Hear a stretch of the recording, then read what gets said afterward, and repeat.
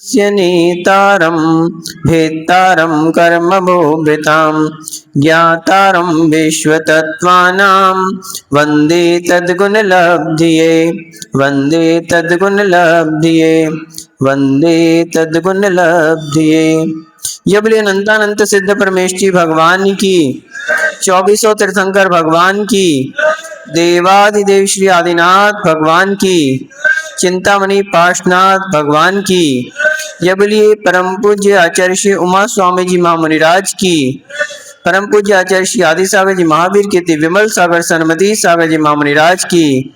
यह बोलिए परम पूज्य चारित्र शिरोमणि आध्यात्म योगी श्रमण रत्नाकर मम दीक्षा प्रदाता गणाचार्य गुरुवर 108 विराग सागर जी महामुनिराज की, भट्टाचार्य श्री विशुद्ध सागर जी महामुनिराज की, 3 कमनों कोण मुनिराजों की, द्वादशांगमयी जनवानी माता की, अहिंसामय विश्व धर्म की।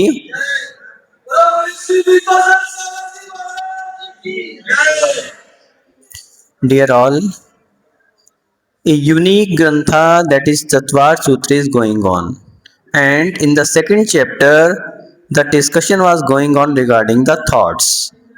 These are the thoughts that had been classified into the five thoughts, that is Opshamik, Shaik, Mishra, Audik and Parinamic, and we had already discussed regarding the 4, that is Opshamik, Shaik, Mishra and Audik. So in today's Sutra number 7 we are going to see the types of parinamic thoughts and what are the parinamic thoughts, what is their nature, what are their types, that things we are going to see in detail today. बंधुओं, भावों का कथन चल रहा है तत्वार्थ सूत्र के माध्यम से, दूसरे अध्याय के माध्यम से यहाँ भावों की चर्चा चल रही है, जिसमें हमने औपशमिक, शायिक और शायोपशमिक और औदिक भावों के विषय में देख चुके हैं हम लोग। कुल 53 भावों में से कितने भावों के विषय में हम चर्चा कर चुके हैं खेरा जी? 53 में से कितने भाव हो गए अपने? कितने हो गए? 53 में से 50 भाव पूरे हो चुके हैं। ध्यान है आपको कि कितने कितने भेद थे? 2, 9, 18, 21 और 3। तो इनमें से 2, 9, 18 और 21 ये सभी पूरे हो चुके हैं। मात्र पारिणामिक भेद, पारिणामिक भाव जिनके कितने भेद हैं? 3 भेद हैं, उनके विषय में आज कथन चलेगा। तो पारिणामिक भाव की बात कर रहे हैं आचार्य श्री, जिसके लिए कहते हैं सूत्र नंबर 7 में आचार्य श्री पारिणामिक भाव के विषय में बतला रहे हैं कि पारिणामिक भाव कौन कौन से हैं। तो सूत्र नंबर 7 में आचार्य श्री क्या कह रहे हैं? जीव भव्या भव्यत्वानि च, जीव भव्या भव्यत्वानि च। हाँ, तो यहां पर क्या कहा कि पारिणामिक भाव के भेद बताए यहां पर। तो पारिणामिक भाव पहले तो किसको कहते हैं? पारिणामिक भाव किसे कहते हैं सुखदा भैया? पारिणामिक भाव कौन से हैं बताओ? अरे पारिणामिक भाव की परिभाषा बताओ, कौन बताएगा?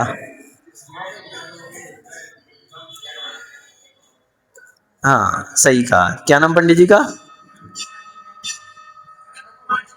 सनत कुमार जी मेनवा।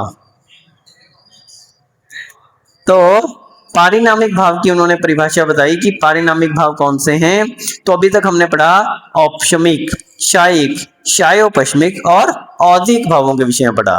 तो उनकी क्या परिभाषा थी कि जिनका कर्मों के उपशम, क्षय, क्षयोपशम और उदय से जिन पे प्रभाव पड़ता है, जो उनसे प्रभावित होते हैं वे क्रमशः औपशमिक, कर्म के उपशम से प्रभाव पड़े वो औपशमिक, क्षय से प्रभाव पड़े शायिक, क्षयोपशम से प्रभाव पड़े वो शायोपशमिक अथवा मिश्र, और जिनका कर्म के उदय से प्रभाव पड़े वो क्या है? औदिक भाव है।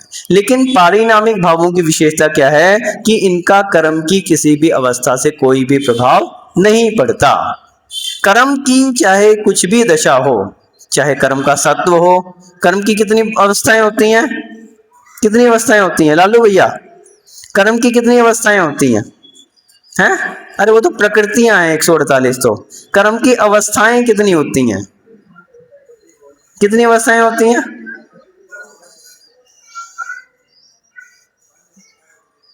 हाँ, 10 अवस्थाएं कर्म की होती हैं। सत्व, बंध, उदय, उदीर्णा, संक्रमण, तो उत्कर्षण, अपकर्षण और निधत्ती, निकांक्षित। तो ये सब कर्म की अवस्थाएं होती हैं। तो जिन भावों पर कर्म की इन अवस्थाओं का प्रभाव ना पड़े वो क्या कहलाते हैं? पारिणामिक भाव। पारिणामिक भाव यानी कर्मों का चाहे उदय हो, चाहे बंध हो, सत्व हो, पारिणामिक भावों पर इनका कोई भी प्रभाव नहीं पड़ता। और ये भाव कौन कौन से हैं? तो यहां पर 3 भेद पारिणामिक भाव के बताए: जीवत्व, भव्यत्व और अभव्यत्व। कौन कौन से 3 भाव बताए? जीवत्व, भव्यत्व और अभव्यत्व। तो ये ऐसे भाव हैं जिनका कर्मों से कोई भी प्रभाव नहीं पड़ता। सबसे पहले क्या आता है इसमें? जीवत्व भाव। जीवत्व भाव, तो जो जीव है वो जीव ही रहेगा, कभी अजीव नहीं हो सकता, पुद्गल नहीं बन सकता, धर्म द्रव्य में परिवर्तित नहीं हो सकता। जो जीव है वो जीवत्व भाव उसका हमेशा बना रहेगा, चाहे कर्म का उदय हो, चाहे कर्म का क्षय हो, चाहे कर्म का क्षयोपशम हो और चाहे कर्म का उपशम हो, लेकिन जीवत्व भाव हमेशा बना रहता है। आप देखते हैं कि ये जीव जो है कब से है? अनादि काल से चला आ रहा है, अनादि काल से। तो अनादि काल से जो ये जीव चला आ रहा है, क्या आज तक उसका जीवत्व समाप्त हुआ? उसकी पर्यायें तो बदलती हैं, कभी नारकी हो गया, कभी देव पर्याय को प्राप्त हो गया, कभी मनुष्य हो गया, कभी त्रियंच हो गया, और यहां तक कि सिद्ध अवस्था को भी प्राप्त हो गया, मुक्ति को भी प्राप्त हो गया, तो भी जीवत्व भाव ज्यों का त्यों बना हुआ है। जीवत्व भाव में कोई अंतर नहीं पड़ रहा। क्यों? क्योंकि पारिणामिक भाव है, इसका किसी भी कर्म की अवस्था से प्रभाव नहीं पड़ रहा। जो जीव के गुण हैं वो ज्यों के त्यों रहते हैं। जीव के कितने गुण हैं?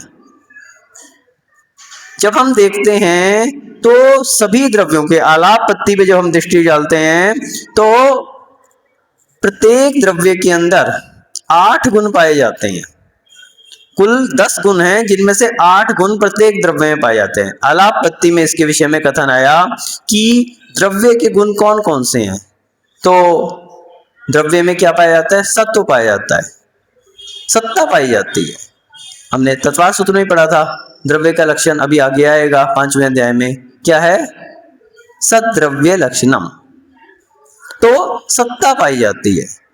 तो सत्व, उसके बाद द्रव्यत्व, प्रमेयत्व, प्रदेशत्व, और उसके बाद अगुरुलघत्व, सिद्ध मूर्तत्व, अमूर्तत्व, चेतनत्व, अचेतनत्व, ये सब क्या है? ये जीव के यानी द्रव्य के गुण हैं।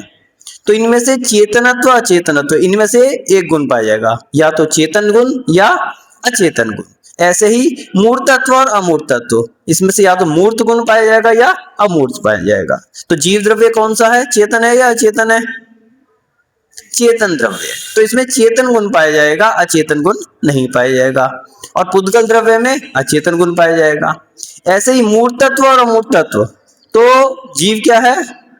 अमूर्तिक है। पुद्गल द्रव्य को छोड़कर बाकी सभी द्रव्य क्या हैं? अमूर्तिक हैं। तो इन 2 गुणों को छोड़कर 10 में से बाकी 8 गुण सभी द्रव्यों में, 8 गुण द्रव्यों में पाए जाते हैं। तो उसी प्रकार से जब हम जीवत्व भाव की बात करते हैं तो 8 गुण तो इसमें द्रव्य के पाए जाते हैं जो अन्य द्रव्यों में भी पाए जाते हैं। लेकिन वहां पर सूत्र है प्रत्येकम अष्टो, तो प्रत्येक द्रव्य में 8 गुण पाए जा रहे हैं। लेकिन इसके बाद सूत्र आया, उसमें क्या कहा? ज्ञान, दर्शन, वीर्य और सुख। ज्ञान, दर्शन, सुख, वीर्यानि, स्पर्श, रस, गंध, वर्णा, गति हेतुत्व, स्थिति हेतुत्व, अवगाहन हेतुत्व, और ये जो 16 गुण हैं इनमें से 4 गुण जो हैं किसके हैं? जीव द्रव्य के हैं। कौन कौन से? ज्ञान, दर्शन, सुख, वीर्यानि। ये 4 गुणों की हमें आज चर्चा करनी है। तो जीवत्व भाव में ये 4 गुण पाए जाते हैं। सभी जानते हैं ना कि जीव में क्या पाया जाता है? ज्ञान पाया जाता है, दर्शन पाया जाता है, सुख पाया जाता है और वीर्य पाया जाता है। ज्ञान स्वरूपी जीव कैसा है? ज्ञान स्वरूपी। प्रत्येक जीव के अंदर ज्ञान पाया जा रहा है। प्रत्येक जीव के अंदर क्या पाया जा रहा है? ज्ञान पाया जाता है। अपन सोचते हैं कि अपन ने इतने शास्त्रों का अध्ययन कर लिया तो अपन ज्ञानी है ना? सुखदा भैया, कितने शास्त्रों का अध्ययन कर लिया आपने? तो जिन्होंने जो अध्ययन किया है उनका एक विशेष ज्ञान हो सकता है, लेकिन अन्यों का अर्थ ये नहीं कि वो अज्ञानी है। प्रत्येक जीव में ज्ञान गुण पाया जा रहा है। माताएं बहनें देखो इतनी सारी, जो ज्ञान उनको है वो आपको नहीं है। राजू भैया, रोटी बनानी जानते हो? सही नहीं बनती ना, तो माताओं बहनों को वो ज्ञान है, आपके पास नहीं है। तो ज्ञान का अंतर हो सकता है। जो ज्ञान मोगना जी के पास हो वो ज्ञान हो सकता है कि राजू भैया के पास ना हो। राजू भैया के पास हो सकता है कि अपने महेंद्र जी के पास ना हो। तो जो माताओं बहनों के पास ज्ञान है वो आपके पास नहीं है। जो आपके पास है, दुकान चलाना आप लोग जानते हो, माताएं बहनें नहीं जानती। तो प्रत्येक जीव में ज्ञान पाया जा रहा है। यहां तक कि जो त्रियंच हैं उनके अंदर भी ज्ञान गुण है। आप देखो, शेर को पता है कि अपना शिकार कैसे करना है, कोई दूसरा नहीं जानता। कैसे दबे पांव जाना है, वो भी उसका एक कला है उसकी। यहां तक कि 2 इंद्रिय 3 इंद्रिय विकल तरह जो हैं उनमें भी ज्ञान है। चींटी को पता है कि यहाँ पे चीनी डली है तो वहीं पे जाएगी, और नमक डाल दो तो नहीं आएगी। ज्ञान है उसके अंदर, तभी वो चींटी जो है कहाँ पहुंच रही है? मीठे पे पहुंच रही है। जरा सा मीठे का दाना डालो, चींटियों की लाइन लग जाएगी, और हल्दी डाल दो तो सब भाग जाएंगी। तो ये ज्ञान गुण है उनके अंदर। यहां तक कि सूक्ष्म निगोदिया एक इंद्रिय जीव के अंदर भी ज्ञान पाया जाता है। सूक्ष्म निगोदिया लब्धे प्राप्तक, जो कि एक अंतर्मूर्त भी जिसकी आयु नहीं है, निगोदिया जीव ऐसा सूक्ष्म जीव जो आंखों से दिखाई भी नहीं दे रहा, उसके अंदर भी ज्ञान गुण पाया जा रहा है। इसके लिए शास्त्रों में कथन आया कि जो ज्ञान के, हमने शुद्ध ज्ञान के विषय में जब चर्चा की थी, तो शुद्ध ज्ञान के जो 20 भेद हैं, पर्याय, पर्याय समास, अक्षर, अक्षर समास, तो उनमें जो पहला भेद पर्याय नाम का भेद है वो सूक्ष्म निगोदिया जीव के अंदर भी पाया जाता है। अगर वो जीव के अंदर ना पाया जाए तो उसका जीवत्व भाव ही समाप्त हो जाए। तो यहां जो हम बात कर रहे हैं जीवत्व भाव की, वो प्रत्येक जीव में पाया जा रहा है, और उसके जो गुण हैं जीव के वो सभी जीवों में निरंतर पाए जा सकते हैं। ये हो सकता है किसी में कम हो, किसी में ज्यादा हो। तो जैसे हमने बात की ज्ञान गुण की, ऐसे ही वीर्य, शक्ति किसी में ज्यादा हो सकती है, किसी में कम हो सकती है। तीर्थंकरों का जन्म से अतुल बल होता है, इतना बल होता है कि उतना जो बड़े बड़े योद्धा भी मिलके, कृष्ण जी के विषय में एक बार उल्लेख आया कि उन्होंने नेमिनाथ भगवान के बल को परखना चाहा, और उन्होंने कहा कि ये उंगली जो है थोड़ी सी उन्होंने टेढ़ी कर दी, और इसको छोटी वाली उंगली को बोले इसको सीधा करके दिखाओ। बताते हैं कृष्ण जी ने अपना पूरा बल लगा लिया लेकिन उसको सीधी नहीं कर सके। अतुल बल है उनके अंदर, तीर्थंकरों के अंदर जन्म से पाया जा रहा है अतुल बल, और केवल ज्ञान के बाद तो क्या हो जाता है? अनंत बल आ जाता है। तो अनंत बल तो केवल ज्ञान के बाद आता है, लेकिन जन्म से ही अतुल बल पाया जाता है। हम जैसे हैं थोड़े से कमजोर किस्म के, उतना बल नहीं पाया जाता। आप और पशुओं को देख लो, किसी में ज्यादा किसी में कम। कोई छोटे पशु है उनके अंदर कम पाया जाएगा, बड़े पशु हैं उनके अंदर अधिक पाया, लेकिन बल सभी में पाया जाता है। उठने की, चलने की ताकत हर किसी में पाई जाएगी, चाहे छोटे से छोटा जीव भी है तो अपने शरीर को हिलाने डुलाने का बल तो प्रत्येक में पाया जा रहा है। तो वीर्य और सुख, ज्ञान, दर्शन, दर्शन प्रत्येक में पाया जा रहा है। तो सुख कौन सा है? सुख तो प्रत्येक व्यक्ति क्या है? प्रत्येक जीव में सुख पाया जा रहा है। आज के समय में हर व्यक्ति सुखी होना चाहता है। हर व्यक्ति क्या होना चाहता है? सुखी होना चाहता है। सुख की खोज कर रहा है, कैसे भी सुखी हो जाए। और सुख की परिभाषा प्रत्येक के लिए अलग अलग है। एक प्यासे से यदि पूछा जाए कि सुख की परिभाषा क्या है तो क्या कहेगा? एक गिलास ठंडा पानी मिल जाए बस, उससे बड़ा सुख कोई नहीं। और भूखे से पूछो तो कहेगा बस खाने को 2 रोटी मिल जाए, वही सबसे बड़ा सुख है। ठीक है ना? दुकानदार से पूछो, राजू भैया बस सुबह से शाम तक ग्राहक आते रहे, यही सबसे बड़ा सुख है अपना, तो दुकान अच्छी चलती रहे। और महाराजों से पूछो, ज्ञान ध्यान तपोरता, बस ज्ञान ध्यान में लगे रहें, उसमें सबसे अधिक उनको सुख की अनुभूति होती है। तो सुख की परिभाषा प्रत्येक की अलग अलग है, लेकिन प्रत्येक व्यक्ति क्या है? दुखी है। प्रत्येक व्यक्ति दुखी है। जिसके पास पैसा नहीं है वो पैसे के लिए दुखी है, जिसके पास रोटी नहीं है वो रोटी के लिए दुखी है। रोटी मिल जाए तो फिर वो कहेगा कि कपड़े और मिल जाएं, कपड़ों की व्यवस्था हो जाए, मकान की व्यवस्था हो जाए, मकान आ जाए तो दुकान के लिए, दुकान आ जाए तो अब उसमें माल भी चाहिए, माल मिल जाए तो फिर ग्राहक भी तो होना चाहिए, नहीं तो माल का क्या करेंगे। और ग्राहक आ जाए तो विनोद जी बोले ग्राहक तो मिल गया लेकिन मुनाफा नहीं हो पा रहा, जितने में लाए थे उतने में देना पड़ रहा, नहीं तो बगल वाला दे देगा। इसलिए विनोद जी जो है सवेरे से दुकान पे जाके बैठ जाते हैं, प्रवचन में पहुंचो नहीं पहुंचो, तो मुनाफा चाहिए उनको।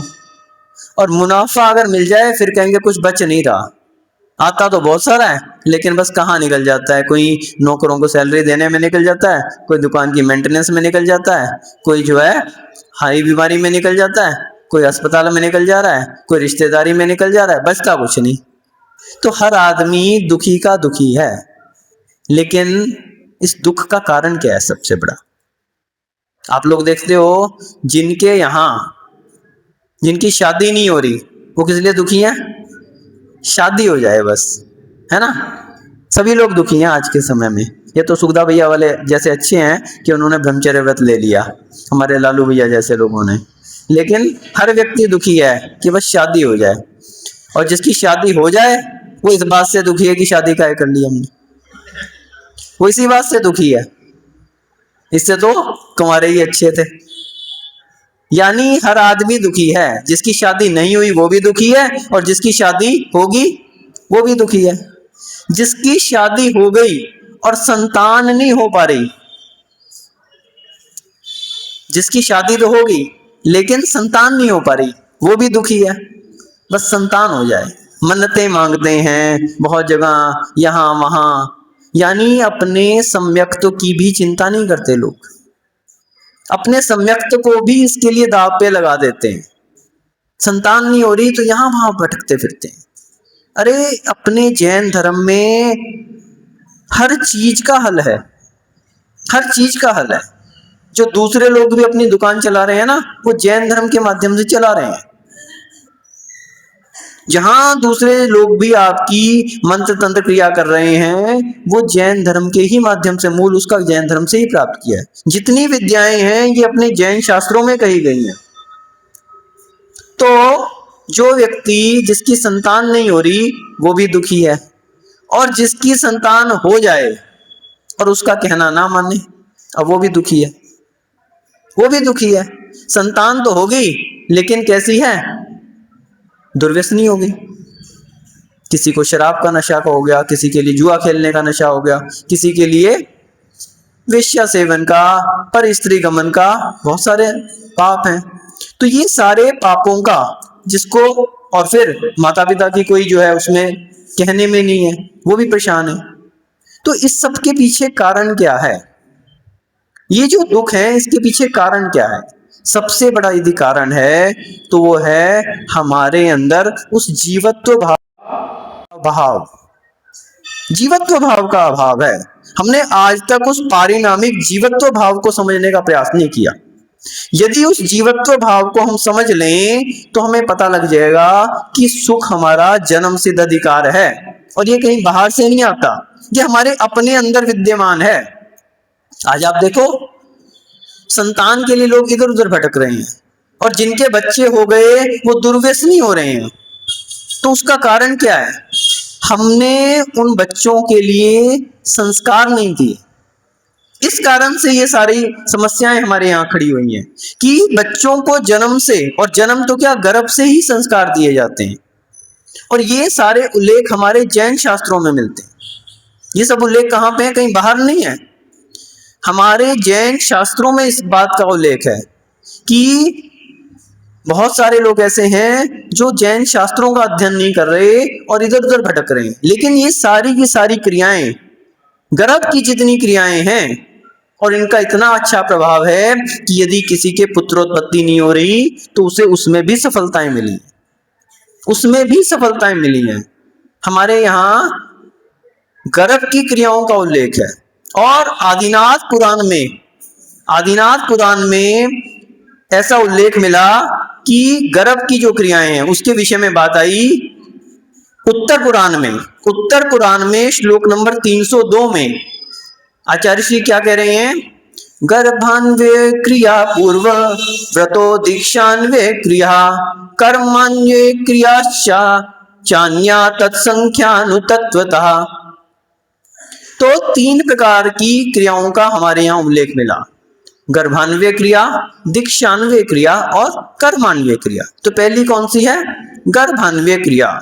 तो गर्भ की जो क्रियाएं हैं जो गर्भ के समय की जाती हैं, गर्भाधान के समय जिन क्रियाओं का उल्लेख है, तो भगवान तीर्थंकर धनरथ ने ये क्रियाओं के विषय में उल्लेख किया है और उसी का आचार्य श्री ने उत्तर पुराण श्लोक नंबर 302 में बताया कि ये 3 प्रकार की क्रियाएं होती हैं, एक गर्भान्वय क्रिया, एक दीक्षान्वय क्रिया जिसमें दीक्षा ली जाती है, तो आप देखते हो संस्कार किए जाते हैं, और एक कर्मान्वय क्रिया। तो ये 3 प्रकार की क्रियाओं के विषय में शास्त्रों में उल्लेख आया। तो गर्भ की कितनी क्रियाएं होती हैं?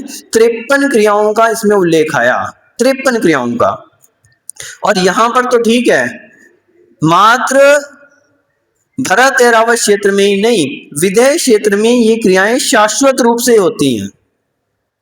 भरत क्षेत्र और ऐरावत क्षेत्र में तो क्या होता है, समय बदलता रहता है, कभी भोग भूमि आ गई, कभी कर्म भूमि आ गई।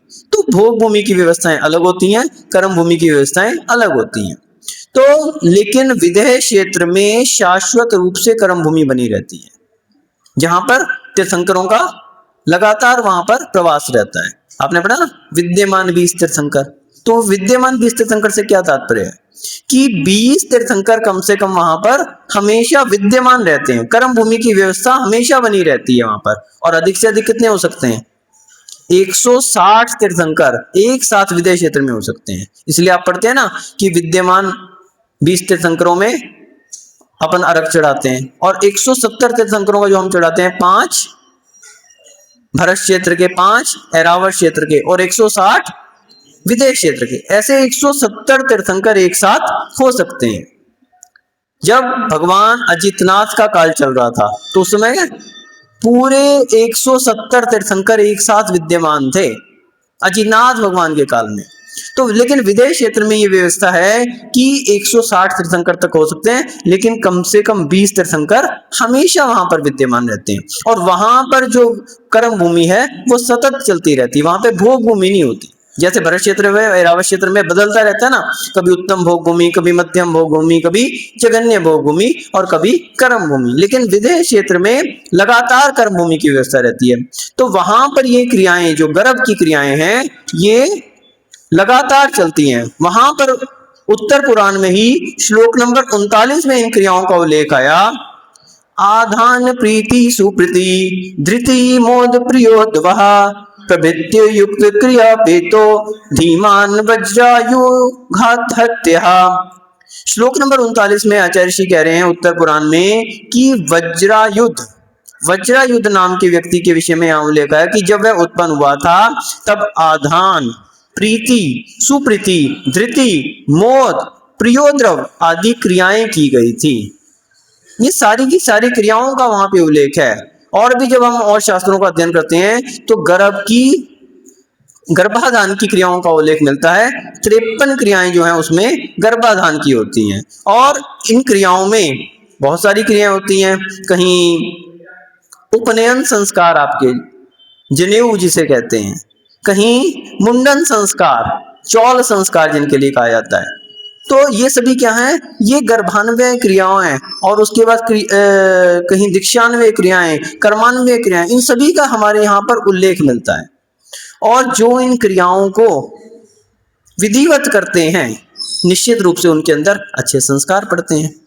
एक छोटा सा बालक जब जन्म लेता है तो वो जन्म से क्या होता है? जैन नहीं होता वो, चाहे वो जैन परिवार में जन्म ले ले, लेकिन वो जैन नहीं कहलाता। वो जैन कब बनता है? जब उसके लिए गुरुदेव के पास लाया जाता है, मुनि महाराज के पास लाया जाता है। 45 दिन का होने के बाद, 45 दिन या 49 दिन का होने के बाद उसको मुनिराज क्या करते हैं, संस्कार देते हैं, उसके सिर पर सतिया बना के, और उसके हाथ में कलेवा बांधा जाता है, और उसके लिए क्या किया जाता है, नमोकार मंत्र सुनाया जाता है, और उसको क्या किया जाता है, अष्टमूल गुण के नियम दिलाए जाते हैं, अष्टमूल गुण के संस्कार उसके लिए दिए जाते हैं। तब कहीं वो जाकर मद्य, मांस, मधु और 5 उदंबर फलों का उसके लिए त्याग कराया जाता है, तब कहीं जाके वो क्या बनता है, जैन बनता है। और उसके लिए जिम्मेवारी किसको दी जाती है, 8 वर्ष का होने तक उसकी जिम्मेवारी माता पिता के लिए सौंपी जाती है कि आपको 8 वर्ष तक इन बच्चे का क्या करना है, इन नियमों का पालन कराना है। और 8 वर्ष का होने के बाद तभी, इसलिए 8 वर्ष तक का बच्चा ना तो अभिषेक कर सकता है और ना ही आहार दान दे सकता है, क्योंकि यहाँ पर जो पंचम काल में जन्म होता है कैसे होता है, मिथ्यात्व के साथ होता है। तो वो 8 वर्ष के बाद ही सम्यक्त्व को धारण करने की योग्यता प्राप्त कर सकता है। तो 8 वर्ष तक वो ना तो आहार दान में सम्मिलित हो सकता है, ना ही अभिषेक में। 8 वर्ष का होने के बाद पुनः उसको जो है क्या किया जाता है, पुनः वो नियम याद दिलाए जाते हैं और उसके लिए संकल्पित किया जाता है, तब कहीं जाके वो सम्यक दर्शन को धारण करके और क्या कर सकता है, अभिषेक और आहार दान आदि प्रक्रिया में युक्त हो सकता है। तो ये संस्कारों का हमारे जीवन पर बहुत बड़ा महत्व है, और संस्कार यदि हमारे जीवन में है तो हमारे जीवन में सभी उपलब्धियां होती हैं, और संस्कार से विहीन तो, और सबसे अधिक संस्कारों का महत्व पड़ता है गर्भ के समय। गर्भ के समय में जो संस्कार दे दिए जाते हैं उनका पूरे जीवन भर प्रभाव रहता है। गर्भ के समय इसलिए कहा कि गर्भवती महिलाओं को गर्भ के समय बहुत ध्यान रखना चाहिए। जैसी माता की उस समय क्रिया रहेगी वैसा ही बच्चों पर प्रभाव पड़ता है। गर्भ के समय जो माताएं भगवान का नाम लेती हैं, मंदिर जाती हैं, मुनिराज के प्रवचन सुनती हैं और भी धार्मिक क्रियाओं में जो संलग्न होती हैं, तो उनके बच्चे कैसे होते हैं, धार्मिक होते हैं, धार्मिक प्रवृत्ति वाले होते हैं, आज्ञाकारी होते हैं। वो उनके लिए उनको वैसे ही संस्कार पड़ते हैं। और जो माताएं इधर उधर क्लब में, पार्टियों में जाती हैं, कहीं मोबाइल सुनती हैं, कोई और भी गलत गलत काम करती हैं, तो उनके बच्चों को भी वैसे ही संस्कार पड़ जाते हैं। अभिमन्यु के विषय में कथन आता है कि उनकी माँ, जब अभिमन्यु गर्भ में थे तो उनकी माँ के लिए अर्जुन ने क्या बताया था, चक्रव्यूह में प्रवेश करने की विद्या सिखाई थी, और उसको अभिमन्यु ने गर्भ में ही सीख लिया था। तो गर्भ में बच्चे की, जितना छोटा बच्चा है उसकी कैपेसिटी उतनी ज्यादा होती है। यूं कहें कि शिवोपशम तो बराबर रहता है, लेकिन उपयोग का अंतर पड़ता है। जैसे जैसे बच्चा बड़ा होता जाता है तो उसका उपयोग बढ़ता जाता है। एक छोटे बच्चे को जो चीज सिखा दी जाती है वो उसको लंबे समय तक याद रहती है, पूरी आयु पर्यंत उसके लिए याद रहती है, और बड़ा होने पे उसका जो उपयोग है बढ़ जाता है। क्यों, जब छोटा बच्चा है तो उसे कितना पता है, ये मम्मी है, ये पापा है, और बड़ा होगा तो ये भैया है, ये दीदी है, उसका उतने तक उपयोग है। और जैसे जैसे बड़ा होता जाएगा तो उसके परिवार का, कुटुंब का, नगर का, गांव का, और फिर उसके बाद बहुत सारे सहपाठियों का, स्कूल के बच्चे, जितना जितना उसको संपर्क में आता जाएगा उतना उतना उसका उपयोग बढ़ता चला जाएगा। तो जो गर्भ के समय बच्चा रहता है और जो जन्म के समय छोटा बच्चा रहता है, उस समय उसको जो संस्कार दे दिए जाते हैं वो जीवन पर्यंत उसके लिए एक अमूल्य निधि बन जाते हैं। इसलिए गर्भ के समय संस्कारों का बहुत बड़ा महत्व है। गर्भ के समय जो संस्कार दिए जाएंगे, इसलिए हमारे यहाँ पर गर्भान्वय संस्कारों की विधि की जाती है। हमारे यहाँ आज बाजार मंदिर में दीदी, क्या नाम इनका, नीलांजना दीदी, तो नीलांजना दीदी के द्वारा विशेष रूप से ये व्यवस्था की गई है कि जो गर्भवती महिलाएं उनके लिए संस्कारित किया जा रहा है। भगवान के अभिषेक, पूजन आदि के संस्कार और अच्छे पॉजिटिव थिंकिंग के संस्कार यहाँ पर दिए जा रहे हैं। और जो ये संस्कार हैं ये निश्चित रूप से बच्चे के ऊपर कैसे होते हैं, बहुत पॉजिटिव इफेक्ट डालते हैं। उससे बच्चे के अंदर धार्मिक संस्कार आते हैं, और तो क्या अनुशासन के संस्कार आते हैं। यदि आपने बच्चे को नमोकार मंत्र सिखा दिया तो आपके अंतकाल में भी वो आपको नमोकार मंत्र सिखाएगा। यदि आपने उसको उंगली पकड़ के मंदिर तक ले जाना सिखा दिया तो बुढ़ापे में वो आपको शिखर जी की यात्रा भी करवा देगा।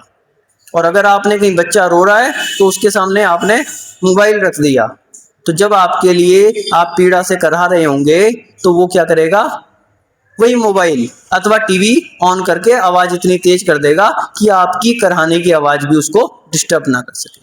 जो आपने दिया वही तो प्राप्त करोगे। जैसा बीज आप बोओगे वैसा ही तो फल मिलेगा। अगर आप बबूल का बीज बोओगे तो आम तो प्राप्त नहीं कर सकते, और आम का बीज बोओगे तो आपके लिए बबूल नहीं आम प्राप्त होगा। तो इसलिए बच्चों को शुरू से गर्भ के समय अच्छे संस्कार देने चाहिए, और जो इन अच्छे संस्कारों को देता है निश्चित रूप से वो क्या करता है, सुख जिसकी हम बात कर रहे थे, वो सुख वास्तविकता में और कहीं नहीं है, हमारे अपने अंदर ही छिपा हुआ है। बस उसको सही मायने में हम कैसे प्राप्त कर सकें। एक बालक को प्राप्त कर लेना, संतान को प्राप्त कर लेना अलग बात है, और संतान सुख को प्राप्त करना अलग बात है। संतान प्राप्त करना अलग बात है, और संतान सुख को प्राप्त करना अलग बात है। संतान तो बहुत सारे लोगों की होती है, एक नागिन के भी संतान होती है, लेकिन क्या होता है, वो अपने ही बच्चों को भक्षण कर जाती है। इसलिए जो महिलाएं गर्भपात करवाती हैं उनको क्या कहा गया, नागिन। नागिन की संज्ञा दी गई उनके लिए। जैसे नागिन अपने बच्चों को खा जाती है, ऐसे जिसने गर्भपात जैसा जघन्य अपराध कर लिया वो नागिन के समान हो गई। हमारे यहाँ उसके लिए कोई प्रायश्चित का विधान नहीं है। जिसने गर्भपात करवा दिया वो ना तो कभी मुनियों के लिए आहार दान दे सकते हैं, ना ही कभी पंचकल्याणक आदि में मुख्य पात्रों की भूमिका निभा सकते हैं। उनके लिए समाज से एक तरह से बहिष्कृत जैसी तुलना कर दी गई।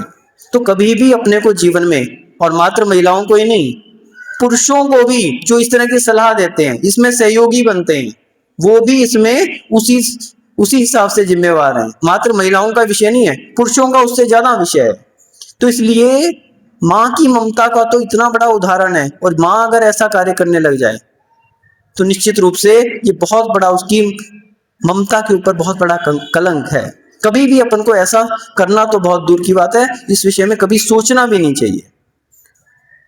आप ब्रह्मचर्य व्रत का पालन कर लो, अपने विवेक का इस्तेमाल कर लो, लेकिन कभी भी गर्भपात जैसे जघन्य कार्य के विषय में कभी मत सोचो। तो हम जो सुख की बात कर रहे थे, संतान सुख की बात कर रहे थे, संतान प्राप्त करना अलग बात है और संतान सुख को प्राप्त करना अलग बात है। तो जो एक संतान को भी जन्म दे देते हैं, और यदि वो संतान संस्कारित नहीं है तो आपके लिए संतान भले प्राप्त होगी, संतान सुख प्राप्त नहीं हो सकता। संतान का सुख क्या है, एक बच्चे को परवरिश करते हैं, बड़ा करते हैं, 20 साल 25 साल तक उसको पढ़ाते लिखाते हैं, उसकी सारी व्यवस्थाएं बनाते हैं। क्यों? उस संतान सुख को पाने के लिए कि 20 साल 25 साल का होने के बाद वो कहीं कमाएगा और हमारे लिए, हमारे बुढ़ापे की लाठी बनेगा, हमारे लिए वो सहारा बनेगा। और सोचो, आपने एक बच्चे को जन्म दिया, 20 साल 25 साल तक उसकी परवरिश की, उसके लिए सारी व्यवस्थाएं बनाई, और उसके बाद क्या किया उसने, आपको एक जगह छोड़ के अलग चला गया, अथवा आपको ही कहीं अनाथालय में छोड़ के आ गया, अथवा घर में भी रखे हुए आपकी आज्ञा का अनुसरण नहीं कर रहा, आपकी सुन नहीं रहा। तो क्या आपको संतान सुख की प्राप्ति हुई? नहीं हुई ना। संतान की भले प्राप्ति हो गई, लेकिन संतान सुख की प्राप्ति नहीं हुई। तो संतान को प्राप्त करना अलग बात है, और संतान सुख को यदि आप प्राप्त करना चाहते हैं तो इन संस्कारों की अत्यंत आवश्यकता है। ये संस्कार आपने यदि नहीं दिए तो आप उस सुख से वंचित रह जाएंगे। इसलिए इन गर्भ के समय ये संस्कार दिए जाते हैं। तो जो हम सुख की बात कर रहे थे वो जीवत्व गुण है। जीव का अनादिकाल से वो जो जीव के अंदर, वो सुख उसके अंदर ही है, बस मात्र उसको उस सुख को ढूंढने का उपाय ढूंढना है, और उसके लिए उसको उस जीवत्व गुण में डूबना है। तो ये पारिणामिक भाव है जिसका कर्मों की अवस्था से कोई भी लेना देना नहीं है। इसी प्रकार से भव्यत्व, भव्यत्व क्या है? जिसमें मोक्ष जाने की क्षमता है वो क्या है? भव्य है। और जिसमें मोक्ष जाने की क्षमता क्या नहीं है वो अभव्य है। तो भव्य कभी अभव्य नहीं हो सकता, और अभव्य कभी भव्य नहीं हो सकता। तो ये पारिणामिक भाव हैं। आप कितना भी पुण्य कर लो, कितना भी वो कर लो, जो अभव्य है 9वें ग्रह व्यक्त जा सकता है, लेकिन कभी मोक्ष जाने की क्षमता नहीं रखता। और ऐसे ही भव्यत्व भाव, तो भव्य जो है वो अनेक प्रकार के भव्य हो सकते हैं। कोई निकट भव्य है, कोई दूर भव्य है, कोई दूर भव्य है। तो लेकिन जो निकट भव्य है वो जल्दी मोक्ष चला जाएगा, जो दूर भव्य है उसके लिए थोड़ा समय लगेगा, और जो दूरांदूर भव्य है वो तो अभव्य जैसा ही है, उसके लिए यद्यपि योग्यता तो है लेकिन कभी भी निमित्त प्राप्त नहीं होते, इसलिए उसको अभव्य जैसा कह दिया गया, लेकिन योग्यता के अनुसार उसको भव्य में। तो ये जो भव्यत्व भाव है और अभव्यत्व भाव है, इसी प्रकार से जो जीवत्व भाव है ये कैसे हैं, पारिणामिक भाव हैं। तो इस प्रकार से 53 भावों में हमें इन 3 पारिणामिक भावों को समझना चाहिए। इस प्रकार से आपका तत्वार्थ सूत्र का जो दूसरे अध्याय का 7वां सूत्र के साथ साथ आपके भावों का कथन यहाँ पर पूरा हुआ। आगे जीव का लक्षण आदि हम आगे देखेंगे। ओम नमः सिद्धेभ्यः।